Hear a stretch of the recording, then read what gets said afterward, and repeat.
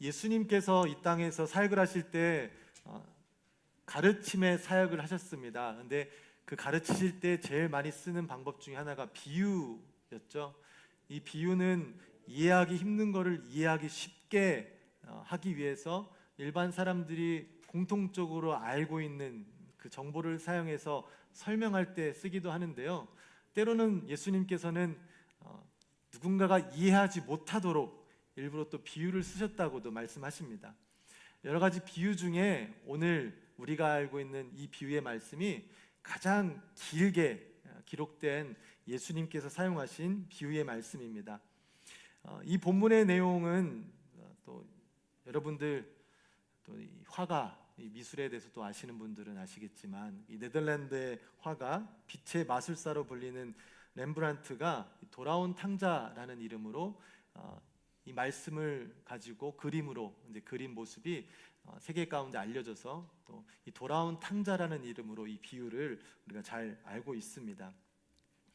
예수님께서 이 돌아온 탕자라는 비유를 사용하시면서 말씀하시는 그 말씀의 대상이 누구냐 하면은 오늘 읽지는 않았지만 15장 처음에 보면 바리새인과 서기관들을 위해서 이 비유의 말씀을 해 주십니다. 바리새인들은 유대교 종교라는 그 종교 집단의 리더급으로서 율법을 가장 철저하게 지키는 사람들이었습니다.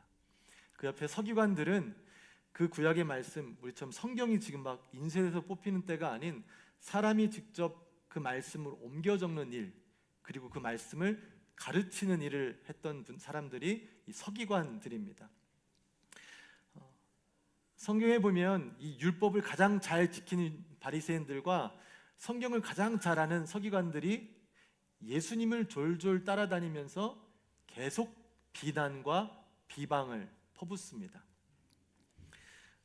그들이 예수님에게 그렇게 한 이유는 무엇이냐 하면 자신들만이 하나님의 민족으로 선택된 사람들로서 하나님께서 주신 율법, 이 율법을 잘 지키면 하나님께서 주신 축복을 누릴 수 있는 특권을 그들이 갖고 있었는데 예수님이란 분이 나타나면서 꼭 그렇지 않아도 이 사람들이 받을 수 있는 특권을 당신들, 다른 모든 사람들도 받을 수 있습니다 라는 내용의 이 복음의 메시지를 전하니 이 바리새인들, 서기관들 평생의 그 일을 감당하고 자신들의 정체성을 드러내는 그 일, 또 하나님으로부터 자신들만 받기로 약속된 그 특권을 빼앗아 가려는 예수님을 보니 어찌 비난을 안 하고 비방을 안 하겠습니까?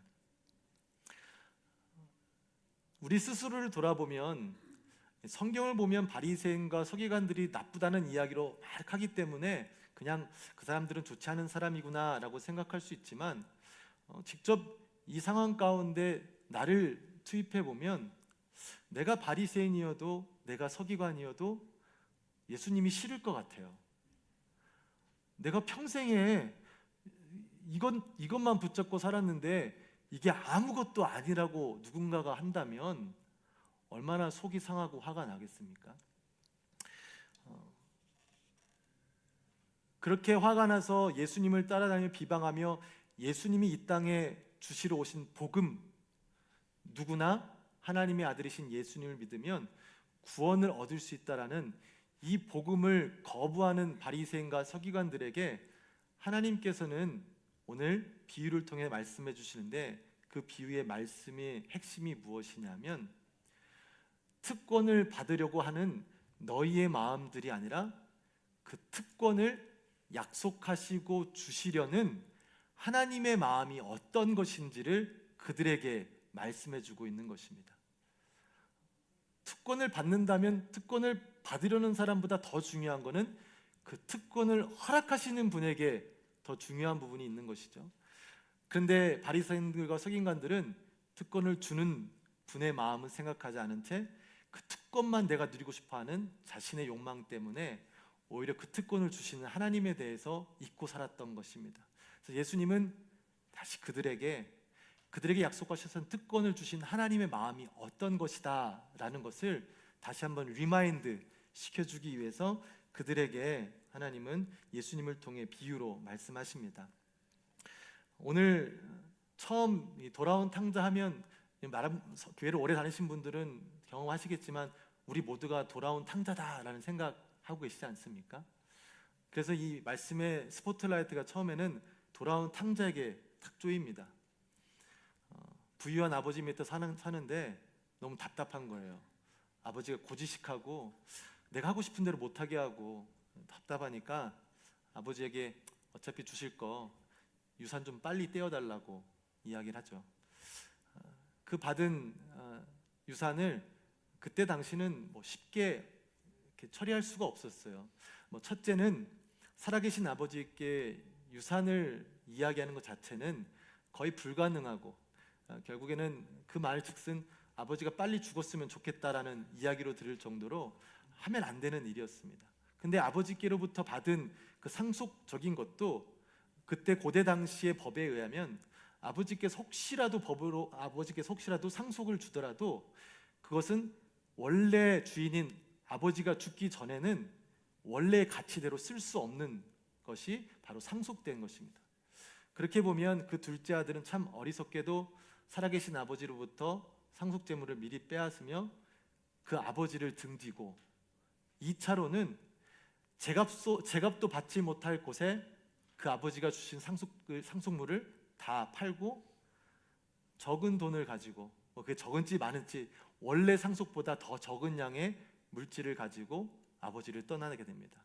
그리고 허랑방탕하게 살다가 모든 것을 잃고 일이라도 해서 돈을 벌랬는데 그 가뭄이 와서 아무것도 얻지 못하고 어떤 사람에게 종으로 들어가서 돼지를 치는 일을 하다가 너무 배고파서 돼지가 먹는 음식을 빼앗아 먹으려고 하다가 그것조차도 마음대로 하지 못하여 결국 인생의 바닥까지 내려간 후에 그의 머리 가운데 남아있는 하나는 내가 살 길은 다시 아버지께로 돌아가는 것밖에 없구나 라는 것을 깨닫고 정말 바닥에 기는 심정으로 어려운 마음으로 아버지께 돌아갈 때 아버지는 일반적으로 그를 내쫓고 화내되는 상황 가운데 그러지 아니하시고 멀리서 보이는 둘째 아들을 보시고 한 걸음에 뛰어와 그를 안아주시는 이 장면이 돌아온 탕자에 대해서 이 탕자가 지난 그런 시간들을 통해 회개하고 다시금 아버지께 돌아오는 모습이 중심적인 이야기로 우리는 알고 있습니다. 근데 그 시간이 잠깐 지나고 나면 바로 두 번째 주인공이 나오죠. 맏아들 형은 아버지 밑에서 군소리 없이 시키는 일을 열심히 했던 사람이었습니다. 열심히 하다가 동생을 봤더니 동생은 천방지축에 아버지 마음도 아프게 하고 그 유산을 먼저 떼간 거예요. 화가 나 있는 상태에서 그 둘째 아들이 돌아오니까 이 첫째 아들은 그동안 눌러있던 화를 이제 폭발하게 되죠. 다시 돌아온 그 둘째 아들을 어떻게든 혼내고 다시 내쫓아도 모자를 파네 그를 품어주는 아버지를 보고 첫째 아들은 돌아온 둘째 동생에도 화가 났지만 품어준 아버지에도 화가 납니다. 아니 그 재산을 다 줬음에도 불구하고 그 아들이 돌아왔다고 안겨주는 것 그걸 넘어서 잔치까지 베풀어주는 그 아버지의 모습에 너무 화가 나서 그 잔치에 참여하지 않는 맏아들이 또 두 번째 스포트라이트로 비치게 됩니다. 이렇게 스포트라이트가 두 아들에게 비춰지면서 우리의 관심은 온통 돌아온 탕자, 그 돌아온 동생을 기쁨으로 맞이하지 못하는 그 맏아들, 그들을 우리 삶 가운데 개입하면서 두 사람의 캐릭터를 우리가 보게 됩니다.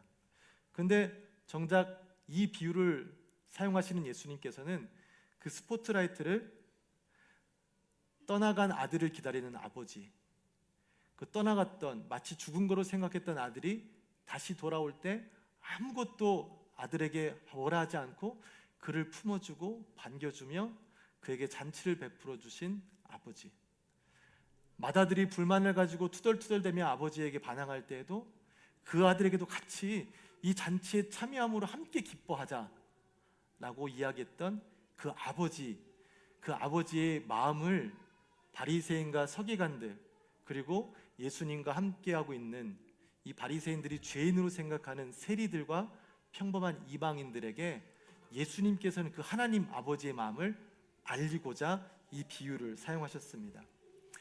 그럴 수 있는 왜 그런지를 알 수 있는 것은 오늘 본문에 보면 15장 말씀에 세 가지의 비유의 말씀이 들어가 있습니다. 이 세 가지 비유에서 첫 번째 비유 말씀, 여러분들도 아시겠지만 그 잃은 양 한 마리, 우리가 지난번 침례받은 분들에게 교회에서 티셔츠를 맞춰줄 때 뒤에 막 양들이 있는 그림이 있었는데 기억하시는지 모르겠네요. 첫 번째 비유는 100마리를 치는 목자가 100마리 중에 한 마리가 없어진 것을 깨닫고 99마리를 들에 놔둔 채 그 잃은 한 마리를 찾으러 나가서 힘들게 그 양 한 마리를 찾고 그를 등에 메고 기쁜 마음으로 돌아오며 그 기쁨을 표현한 것이 첫 번째 비유입니다. 두 번째는 10개의 은전을 가지고 있던 여인이 한 개의 은전을 잃어버린 거예요. 이 은전을 찾기 위해서 불을 밝히고 막 청소하고 다 뒤집어 엎어서 끝내 그 잃어버린 동전 한 개를 찾아서 기뻐하는 모습을 그린 게 두 번째 비유입니다. 그러면 세 번째 비유도 여전히 한 아들을 잃고 그 아들을 기다리는 아버지의 모습, 그러다가 그 아들이 돌아왔을 때 기뻐하는 모습을 담은 비유. 결국 이 모든 비유의 주인공은 목자, 여인, 이 아버지, 이들이 말씀의 주인공이었습니다. 각자 다른 내용으로 다른 주인공으로 비유를 들었지만 이 세 개의 비유 중에 동일하게 나오는 공통점이 하나 있습니다. 그게 바로 뭐냐면 잔치를 베푼 거예요. 근데 모르겠어요. 우리의 생각으로 보면 굉장히 어리석고 좀 바보스러운 짓 같아 보일 수 있습니다. 잃어버린 양 한 마리를 찾아온 목자가 너무 기뻐서 자기 친구들도 부르고 이웃들도 불러서 잔치를 벌입니다. 자기가 잃어버렸다 찾은 양의 가치보다 더 큰 것을 잔치를 베푸는데 사용한 것입니다.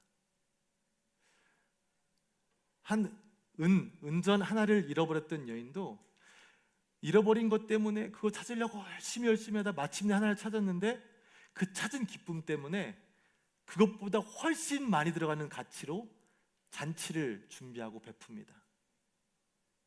여러분, 그게 옳은 것 같습니까? 어렵지 않겠어요?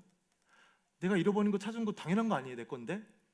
내가 찾은 거 감사한데 이거를 너무 기쁜 나머지 찾은 것을 축하하기 위해서 친구들도 모으고 이웃 사람들도 모아서 내가 잃어버렸던 거 다시 찾았던 것보다 더 큰 가치를 사용하는 일들을 이 세 개의 비유에서 동일하게 하고 있던 것입니다. 탕자는 돈을 헤프게 쓰거나 무모하게 낭비하는 사람을 뜻합니다. 그래서 오늘의 본문 가운데 이 둘째 아들을 비유로 돌아온 탕자라는 제목이 우리에게 사용되었습니다. 근데 몇 해 전에 돌아가신 팀 켈러 목사님께서 쓰신 책 중에 하나가 탕부 하나님이죠. 이 이야기의 제목을 돌아온 탕자에서 그를 받아주고 아낌없이 베푼 아버지의 모습으로 탕부 하나님, 즉 낭비하는 하나님, 자신의 가진 것을 아끼지 않고 사랑하는 둘째에게 그 마음을 표현한 아버지, 사랑을 위해서라면 자신의 가진 것이 아무것도 아닌 것임을 표현하는 아버지, 그런 탕부 하나님의 아버지의 마음을 스포트라이트로 거기에 조명을 하면서 다시금 책을 써서 또 우리가 그 비유의 말씀을 아버지 쪽으로 돌이키는 일들이 일어났었습니다. 제가 예전에 그 교회에서 목사님들 말씀을 하실 때 이 마태복음 16장 26절 말씀에 이런 말씀이 있어요. 사람이 만일 온 천하를 얻고도 제 목숨을 잃으면 무엇이 유익하리요? 사람이 무엇을 주고 제 목숨과 바꾸겠느냐? 이 말씀으로 목사님들이 설교하실 때 하나님은 한 영혼을 온 천하보다 귀하게 여기신다라고 말씀하셨습니다. 이 말씀이 말씀에 있는 그대로의 말씀은 아니고 이 말씀을 비롯해서 하나님이 얼마나 한 사람을 가치 있게 여기시는지라는 것을 표현하는 말이죠. 근데 그 말을 들어도 감이 안 오는 거예요. 온 천하가 얼마나 뭔지 저에게 감이 안. 예를 들어 여러분한테 막 갑자기 막 천조, 막 만조 막 얘기하면은 그게 돈인가 있으면 얼마 이게 감이 안 오듯이 저도 그때 그냥 온 천하보다 귀하다는 게 그냥 그냥 중요한가 보구나라는 생각을 가지고 있었는데 아주 적게나마 저에게 주셨던 깨달음은 자녀를 낳았을 때 자녀에 대한 마음이 그럴 수 있겠구나. 뭐 누가 돈을 뭐 얼마 주고 뭐 누구랑 바꿔 말도 안 되는 일인 거예요. 세상에 아무리 큰 돈을 준다 해도 이것과는 바꿀 수 없겠다라는 그 마음이 저한테 들어오는 거예요. 하나님의 마음이 이런 것일 수 있겠구나. 어떤 비교의 대상이 아니라 이 가치는 절대적인 거기 때문에 누구와도 바꿀 수 없는 것이 하나님이 한 영혼을 바라보시는 마음이구나 라는 것을 좀 다시 한번 좀 깊게 생각할 수 있는 계기가 있었습니다. 전에 한번 이렇게 직접 들은 얘기가 있는데요.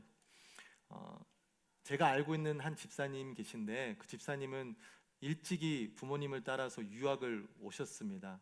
근데 뭐 한국인들이 별로 없는 지역에 사시면서 아마 아시아인으로서 이렇게 조금 이렇게 차별받는 게 좋지 않아서 그런지 아주 터프하게 어린 시절을 보내셨습니다. 그래서 근데 제가 만났을 때도 또 얼마 전에 뵀을 때도 그분은 나이가 많이 드시고 지금은 교회 장로님이신데 몸이 막 이래요. 팔뚝도 이러고. 그래서 그 남자의 남성성을 강하게 또 추구하시는 분인데 하필 그분의 두 아들이 있는데 두 아들이 아버지랑 비슷한 거예요. 등치도 크고 한데 속을 얼마나 썩이는지 그 집사님 늘 자녀들 때문에 자녀들 얘기만 하면서 속상해하는 모습이 늘 보였었습니다. 근데 어느 날 그 부부를 만나는데 와이프 되시는 집사님이 한 이야기를 해주시는 거예요. 차를 타고 가는데 그 집사님 장로님 되신 집사님이 차를 운전하고 가시는데 온 가족이 차를 타다가 어떤 사람하고 운전하면서 이제 시비가 붙어서 차를 세우고 이제 그 사람이 그 아버지 되시는 집사님께 뭐라고 얘기를 하니까 뒤에 있던 둘째가 그분이 그렇게 표현하더라고요. 애가 눈이 뒤집어져 갖고 나와서 그 아버지한테 뭐라고 한 사람을 이렇게 딱 위협하려고 해서 아빠가 걔를 말리느라고 애썼다 하시더라고요. 근데 그 말씀을 엄마가 하는데 평소에 아들 때문에 속상해했던 아버지가 너무 흐뭇한 표정으로 계신 거예요. 얼마나 사랑했겠습니까? 근데 사랑해도 자신의 길을 걸어가는 아들을 볼 때 올바른 길로 걸어가라고 늘 혼내시고 그렇게 훈육하시면서 계속되는 훈육 가운데 어찌 보면 서로가 서로를 사랑하는지 확인 못한 채 그 일로 서로 마음의 앙금을 갖고 좋지 않은 시간들을 보냈지만 결국 이 위기의 시간에는 그 아들이 아버지를 정말 사랑하고 있다는 것이 불쑥 튀어나온 거예요. 그러니까 평소에 마음에 안 들었던 아들이었지만 그 아들이 그렇게 한 행동을 보니까 아버지 너무 기분이 좋았던 것 같아요. 그래서 그 두 관계가 좋아졌다라는 이야기를 들었었습니다. 근데 그 얘기를 듣고 생각해 봤을 때 과연 내 자녀들은 내가 온 천하보다 그들을 귀하게 여기는 것을 알고 있을까? 나랑 함께 있는 사람들이 내 아내가 내 남편이 내가 정말 이 사람을 온 천하보다 귀하게 여기는 것을 알 수 있을까? 잘 모를 것 같아요. 평소에 그런 마음을 숨기고 살아가잖아요. 그거 없이 우리는 그냥 살아가게 됩니다. 근데 어느 위험한 순간에 하면 그 사람이 얼마나 나에게 귀한지 우리는 다 알고 있지 않습니까? 근데 우리는 그걸 꽁꽁 숨기고 살아가는 거예요. 근데 하나님은 그렇지 않으신 거예요. 하나님은 우리가 삶을 살아가면서 하나님이 없는 것 같고, 왜 내 삶 가운데 고통스럽고 도대체 어디 계십니까? 라고 할 때 하나님께서 말씀을 통해, 예수님을 통해 말씀해 주시는 거예요. 하나님은 너희를 끊임없이 사랑하고 계신다. 내가 돌아오기를 기다리고 계신다. 언제라도 돌아온다면 너희와 함께 잔치를 벌릴 준비를 하고 계신다라는 그 하나님의 마음을 우리한테 계속해서 말씀하고 계십니다. 그 하나님의 마음이 저와 여러분의 마음 가운데에도 온전하게 전해지는 은혜가 있게 되기를 소망합니다.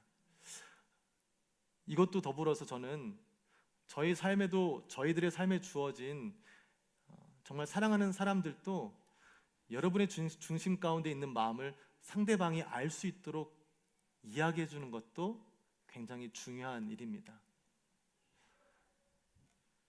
부부끼리 사랑해라는 것이 참 어색한 시대 아닙니까? 부부끼리 사랑한다는 말 하십니까? 뭔 말이에요? 가족끼리는 그런 거 아니에요? 그런 거. 네. 어색하지, 어느 순간 어색해지지 않나요? 내가 사랑해서 함께 결혼하고 함께 살아가는데 사랑한다는 표현을 하는 것이 너무 어색해요. 자녀들도 너무 귀한데 교육하다 보니, 어찌어찌 하다 보니 내 입에서 그들을 사랑한다는 말로 표현하기보다는 늘 꾸짖고 그들에게 꼭 좋지 않은 말들로 그들에게 이야기하는 모습들이 우리 안에 있게 됩니다. 왜 사랑하면서 그 마음을 숨깁니까? 하나님은 그러지 않으시는 거예요. 계속 말씀해 주시는 거예요. 나는 너를 사랑한다. 나는 너를 사랑한다. 나에게 돌아오라. 나에게 돌아오라. 그 말씀을 계속 하시는 거예요. 구약 말씀에 있어요. 하나님께서는 좋은 일을 통해서도 그들이 나를 깨닫기를 원하고, 나쁜 일을 통해서도 그들이 나를 깨닫기를 원하고, 어떠한 무슨 일을 통해서든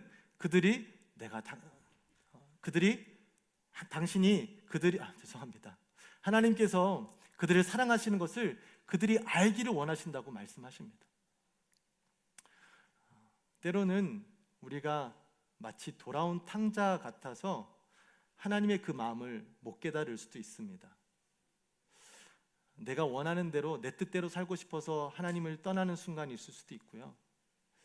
내 잘못을 깨달았는데 내 잘못이 너무 커서 고개조차 들 수 없어 하나님 앞에 하나님이 하시는 말씀을 들리지 못한 채 그냥 나를 종이라도 써주세요.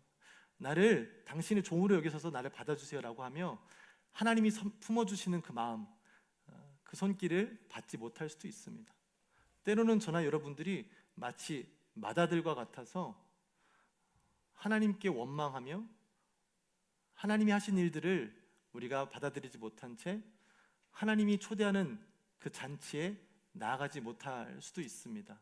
아니, 다른 여러 가지 이유들로 우리가 창조자 하나님이 우리를 사랑하시고 우리를 부르시고 우리를 기다리신다라는 그 마음을 우리는 모를 수 있습니다. 그러나 우리가 모르던 알던 변하지 않는 것은 하나님은 당신이 직접 만드신 창조물들을 사랑하시고 그에게 돌아오기를 원하시고 그들이 돌아오면 언제든지 함께 기뻐하기를 원하신다라는 것입니다. 저와 여러분이 이 하나님의 마음을 깨닫고 살아가게 되시기를 주님의 이름으로 축복합니다. 누군가가 나를 위해 잔치를 준비하고 기다린다라는 것은 얼마나 기쁜 일일까요? 내가 오기만을 기다리는 그런 사람들만 있다 해도 참 감사한 일인데 우리 지으신 하나님께서 그 일을 하고 계신다고 하십니다. 오늘의 비유의 말씀은 오픈 엔딩, 열린 결말로 끝나게 됩니다. 그래서 둘째 아들이 아버지의 잔치에 참여하며 기쁨으로 즐겼는지, 맏아들이 처음에는 뾰루뚱했지만 아버지의 적극적인 권유로 마음을 바꿔서 그 잔치에 참여했는지, 어떻게 됐는지는 아무도 모릅니다. 아마 하나님께서 우리에게 그런 기회를 똑같이 주신 것과 같습니다. 저나 여러분이 어떤 환경에 살았던 어느 곳에 있든 어떤 사람이든 간에 누구에게나 하나님께서는 이 잔치에 참여할 수 있는 초대장을 나눠주셨습니다. 바라옵기는 우리가 그 초대장을 받고 그 하나님의 부르심에 그 잔치에 참여해서 참된 기쁨을 누릴 수 있는 은혜가 이 땅 가운데 있게 되기를 소망합니다. 그게 다음 주 저희가 예배 드릴 감사 주일의 예배, 물론 그 주일의 예배만 감사 예배가 아니라 매 주일의 예배가 매일의 삶이 감사의 시간이겠죠. 그러나 특별히 우리가 그날을 기억하고 감사하는 것, 다른 것이 아니라 하나님이 우리의 아버지시고 우리를 지금까지 인도하셨고 앞으로도 함께 하실 것이다라는, 우리를 잔치에 참여하게 하셔서 이 세상에선 경험할 수 없는 그 놀라운 기쁨을 깨닫게 하시기 위한 그 하나님을 찬양하는 자리임을 우리가 깨닫고 다음 주에 우리가 올 때 예배에 정말 감사하는 마음을, 기뻐하는 마음을 갈구하면서 또 나와 함께 그 마음을 담아 예배 드릴 때 축제 예배가, 기쁨의 예배가 우리 가운데 있게 되기를 소망합니다.